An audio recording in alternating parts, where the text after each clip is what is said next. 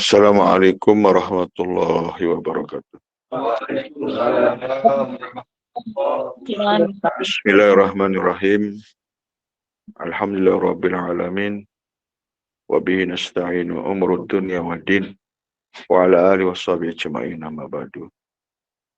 Para bapak pembina, penasehat, bapak para badal, bapak pengurus yayasan, bapak pengurus perguruan, wabil khusus kepada sahibul bait, singkatnya kepada bapak para hadirin hadirat jamaah perguruan Thariqat Naksabandi rahimakumullah.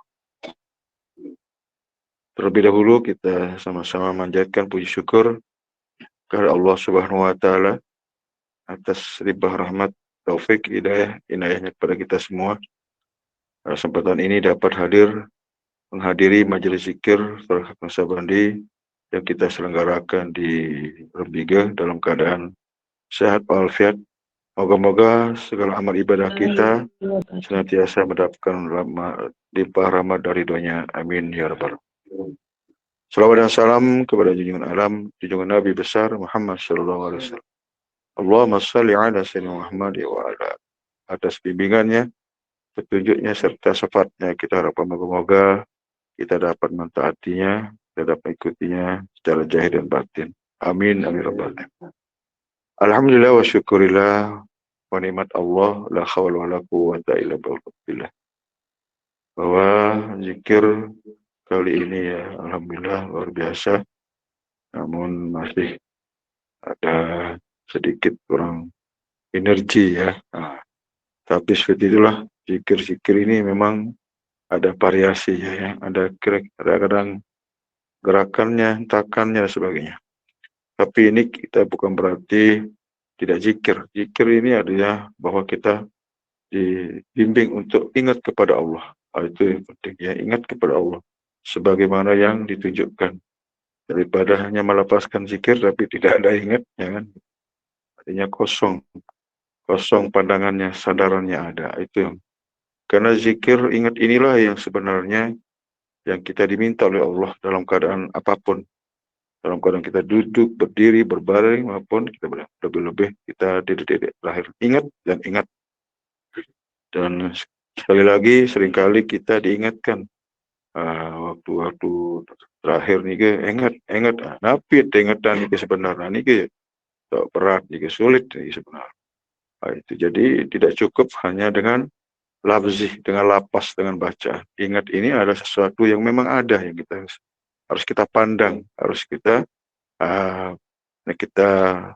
fokuskan ya, yang kita harus kita perhatikan gitu sebenarnya. Dan inilah yang Allah letakkan di dalam diri kita masing-masing. Ingatlah Tuhanmu di dalam hati. Itulah sungguhnya yang kita selalu kita kerjakan, yang kita harus perhatikan. Ini memang membutuhkan keseriusan, membutuhkan kesungguh-sungguhan. Sehingga kita rasakan zikir itu sendiri. Kita nikmati nikmatnya zikir itu dan kita rasakan aman deh, tenang di situ. Itulah sesungguhnya yang dikatakan Allah, orang-orang berzikir akan diberi jaminan jiwanya dan tenang, kalbunya tenang, hatinya akan jadi tentram. Itu sesungguhnya. Jadi tidak ada cara lain sebenarnya. Walaupun kita dengan bacaan ini, wirid ini, doa ini, tapi itu inti, maka dikatakan sayyidul amal, penghulunya daripada amal yaitu dan zikir. Nah, ini yang sebenarnya kita praktikkan. Dan ini terus kita latih. Ini kalau kita latih hari-hari aja susah ya. Apalagi kita tidak pernah latih, kan berat sekali, tidak gampang memang. Tapi kenapa Allah nggak ngasih sebegitu mudah, gampang? Karena kalau kita diberi betul-betul kan terlalu cepat, terlalu gaya kita, terlalu sombong barangkali, terlalu hebat nanti. Ada bentuk pengakuan nanti, itu yang berbahayanya. Makanya kita diminta Allah supaya bersungguh-sungguh diuji ya, dengan situasi itu. Apakah kita tetap dalam keyakinan, tetap bersungguh-sungguh apa enggak? Apakah dengan ada yang dirasakan, dilihat dan sebagainya sehingga baru kita bersungguh. Ada yang tidak ada, yang penting kita terus dan terus. Intinya iman, amal, dan istiqomah. Dan itu sebenarnya. Ini seringkali menjadi pertanyaan kepada jamaah gimana kita dapatkan zuk itu rasa. Sebenarnya itu suatu aja. Itu karena sesuatu yang didapat ini adalah merupakan karunia Allah, pemberian Allah. Itu ada waktu-waktu yang tidak kita prediksi, tidak bisa dengan keinginan kita sendiri. Itu adalah hak prerogatif yang jelas kita di, di, di, diperintahkan untuk bagaimana persoalan ingat itu sendiri, ingat dan ingat itu yang sebenarnya. Dan selanjutnya itu adalah yaitu ada waktunya minimal lah, seperti yang katakan bahwa di saat kita akhir dari ayat kita, di situ dia, dan disitulah kita menjadi perhatian kita yang sepenuhnya. Tidak boleh lengah, tidak boleh lupa di situ. Oh, itu terus dan terus di situ ya. Kita ikuti dia. Itulah sebagai pedoman kita di dalam kehidupan kita di dunia, lebih-lebih nanti di Allah nyatakan dalam Al-Qur'an, manittaba'a ridwanuhu subulis salam. Allah memberikan ridha, ya, Allah memberikan nurnya, cahayanya kepada siapa yang mengikutinya. Wa yukhrijuhum minaz zulumati ila nur, dan mereka akan dikeluarkan dari gelap gulita kepada cahaya yang terang benderang. Ketemu niki. Nabi muntah nabian lebih niki ditunjukkan, kita temukan yang terang benderangnya niki. Karena berdasarkan kita selalu ingat dan ingat. Inilah sebagai amaliyah kita, amaliyah inti kita.